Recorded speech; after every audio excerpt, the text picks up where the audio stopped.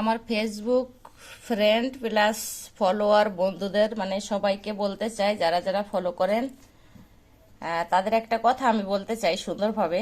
যে কথাটা হচ্ছে, কিছুদিন হয়েছে আমাকে নিয়ে খুব চর্চা হয় কিছু মানুষের মধ্যে, কিছু কয়েকজন মানুষের মধ্যে সারাদিন মিথিলা বোস, মিথিলা বোস, মিথিলা বোস, মিথিলা বোস, মিথিলা বোস।